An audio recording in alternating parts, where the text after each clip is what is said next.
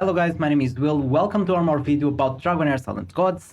In this one we are talking about Grave of Curse level 20 with a free-to-play team. And before I talking about this team, I want to apologize for the videos and the guides I do that are more specific for veterans. I know this will not suit the beginners and free-to-players, but I need to do content for both. Of course, this video will not suit for the veterans that have a much better roster, but I know those videos don't suit for those ones for veterans, doesn't suit for beginners. But don't worry, because I'll be covering both and I'll do a lot of content for both sides of players. So let's check this team.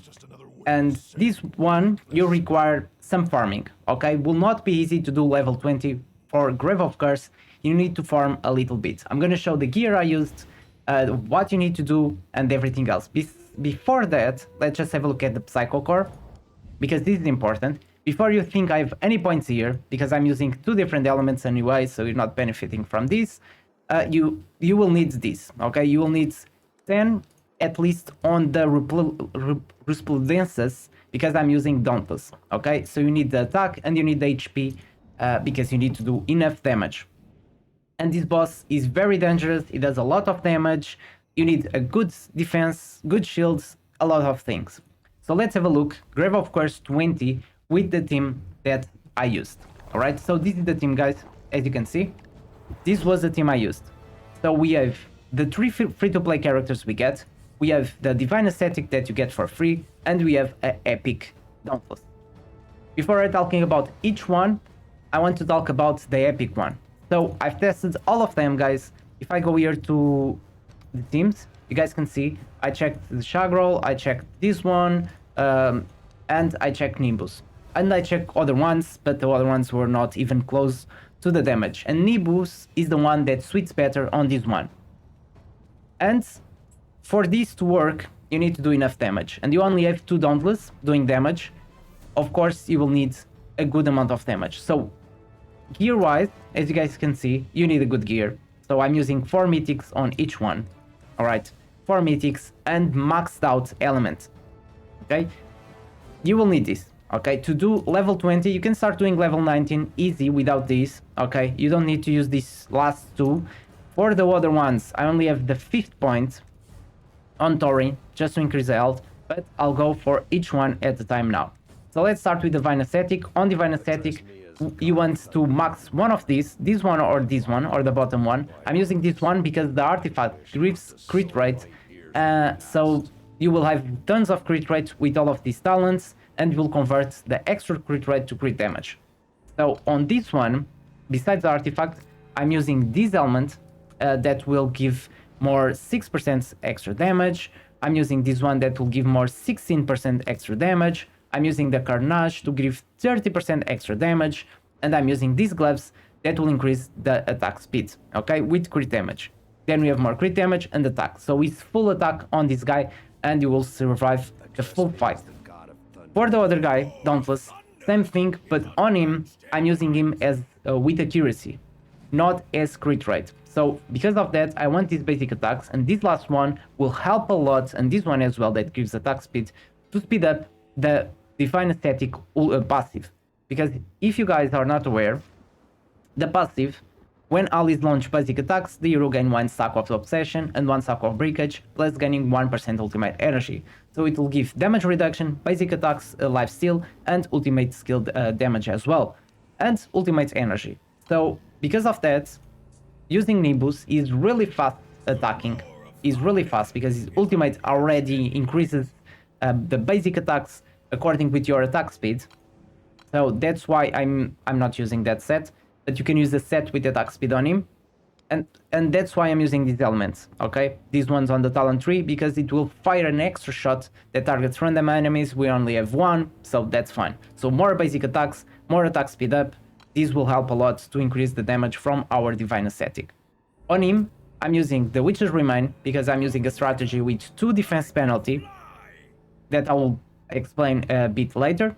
So I'm using Witch's Remain, then I'm using these gloves with Ancestral Guidance, because this guy sometimes takes big hits, so he really needs this lifesteal to kick in and get his life back. I'm using the same thing, so Fearless Challenge for more 16%, using this helmet because I have a lot of accuracy and this will increase my attack. And I'm using the Carnage to increase 30% of my attack damage, then attack, and this one with accuracy. If you have one with a legendary one with accuracy, then will be a better choice, of course, but I don't have it, that's why I'm using this one. So now I'm gonna talk about Wrymrrow, and Wrymrrow on Wrymrrow enters the strategy of 2 defense penalty. So I will apply Witcher's Remain, and when Witcher's Remain finish, I will apply the defense penalty 1 with the Crown of the Unclean. So we'll have 2 defense penalties all the time on, or most of the time, because Wrymrrow only hits once, so she doesn't apply the defense penalty all the time. So on Wrymrrow, you are using Brotherhood to increase elemental damage dealt by 15%, and we are using some accuracy here, attack percentage, because Wrymrrow casts some shields, and those shields are based on attack percentage and max HP. And for Wrymrrow, talent 3, we are using the middle one that will increase the accuracy and ignores target's resistance, because we really want to inflict the ultimate. As stats, don't forget you need a lot of accuracy. For this boss, you need around more than 280, ideally like 300. Alright? So I have a little bit less, but with the talent, I have enough. 334, so I have enough. Going back to our characters, so Wrymrrow, that's what you need to know. You can use this mythic as well, that will give 2% max HP as the self-healing when inflicted a debuff. On this guy, Aurion, we have this artifact, the Drugus Blast Jar. This one will give a little bit of extra damage, so we are not using this on any accuracy on him. We don't care about attack penalty, we just him to survive as much as he can, because he's using the Ancestral Protection. I tried the Ancestral Protection on Aurion first, on Thorin. The Thorin was taking too much damage from this 15%, so I had to swap this and do something different. So Thorin is using this chest as well, because with this we'll get some lifesteal as well with the basic attacks, so this can be useful. And we are using the Ancestral Protection to increase the damage on our allies, and some more HP and defense. Then gloves, then runes with defense.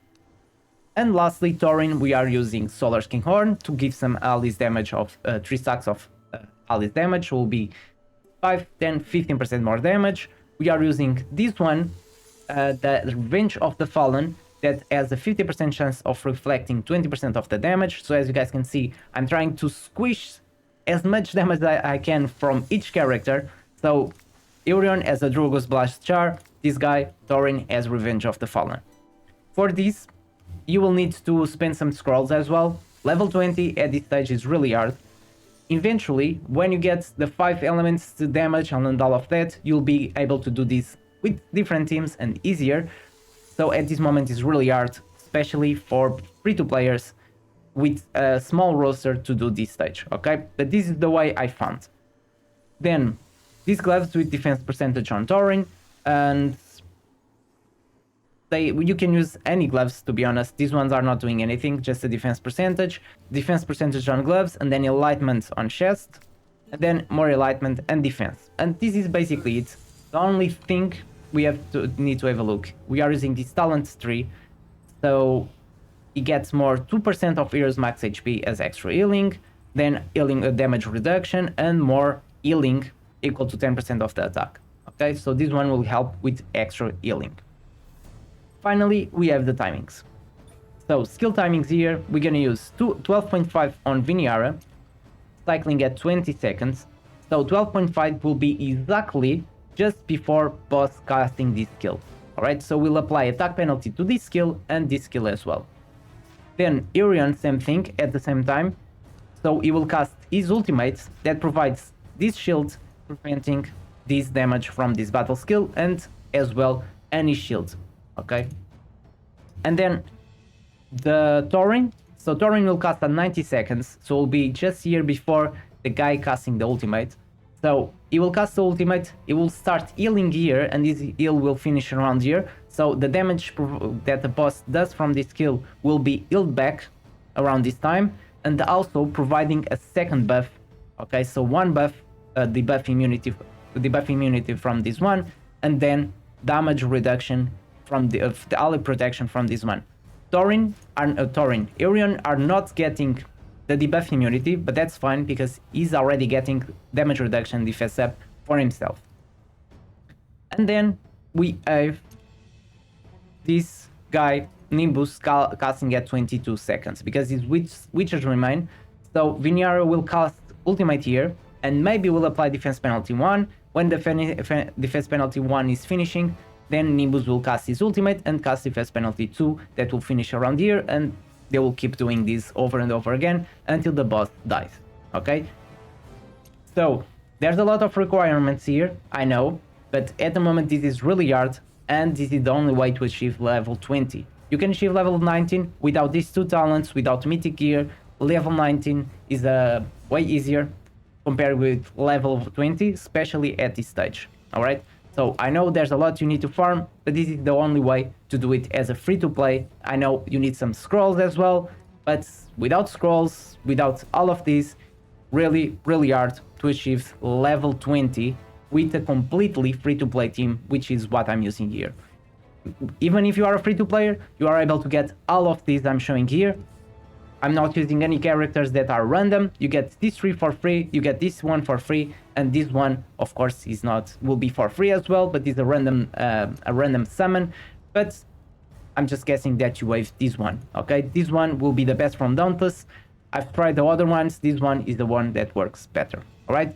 So let's just have a look at the fight and see how it goes.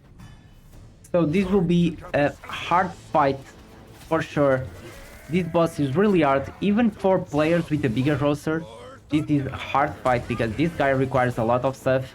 You need to have 2 buffs, you need to have healing, you need to have good damage, you need to have attack penalty, remove the buffs from the boss. I mean, there's a lot here, okay? And as a free-to-player, it's really hard to get all of that, alright? Unless you are lucky with your summons and you get some nice characters. One of the really good characters to use here is Philosia. You can replace Aurion with Philosia and this will be way easier for you. Because Philosia already provides 2 buffs, so you don't need to worry about that, and she provides shield to everyone on the battle skill, on the passive, and on the ultimate. So shields on this boss are really good. And Wrymrrow, that's her job on this fight. Okay, Wrymrrow applies attack penalty, removes the buffs, and also gives some shields from the battle skill. As you guys can see, there's always someone with shields. Aurion gets another shield, so that will be important to prevent the battle skill damage and get a shield from the boss. And Thorin is really important because of the healing. But let's just talk about the timings. I've not talked about that yet. So as you guys will see, we're gonna have Wrymrrow and Aurion ultimates, preventing the shield, applying attack penalty, dispelling the buffs. We have Thorin casting the ultimate, giving another buff, and healing everyone. And then we have Nimbus casting the ultimate, applying defense penalty, as you guys can see. There's defense penalty applied. Then we have Wrymrrow casting the ultimate as well, applying the attack penalty just before the boss casting the battle skill, and this way preventing any damage or preventing more damage from that battle skill. So at this moment, 155.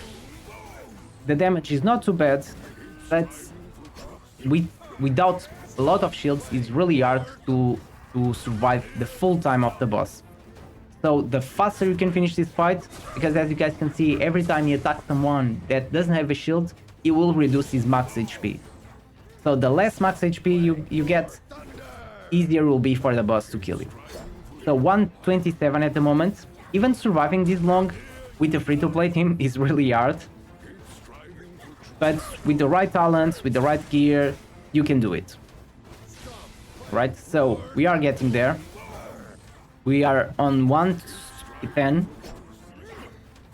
Again, you guys can see the Wrymrrow and that guy, Aurion, are casting the ultimate always on the right time, just before the boss casting the battle skill. Okay, we have defense penalty from this guy, Nimbus. And he will die on the next one. Okay, we have attack penalty on the boss now. And everyone full HP, which is perfect. 36 seconds, so I will be able to do one more cycle of the boss to kill it. But 36 seconds left, and I was able to kill the boss with a free-to-play team. As you guys can see, the timing is from my previous video, the best timing, which is 1:35. That team is not free-to-play at all, but will make it much easier, much faster to clear this dungeon, alright? This team is a completely free-to-play. I know some people talk about scrolls, that you really need, with scrolls it's really hard for free-to-players, but you really need scrolls, okay? You need to scroll some of the characters, the ones that you know, like Irion, Viniara, Thorin, you're gonna use, and they will be useful. You need to scroll them eventually, because doing all of this content without any scrolls is really hard, okay? It's really, really hard doing, especially when you want to push content and do like level 20 as a free-to-play, okay? So I hope you guys enjoyed this video. Comment below what you'd like to see in the future, what content you like me to cover. I'm currently doing Fame-Ender, trying to finish 300, and then I'll do a video from 220 to 300, covering most of it, which will be easier rather than just doing 20 by 20. And don't forget, leave your like, subscribe for more content like this. Hope you enjoyed, and see you in the next one.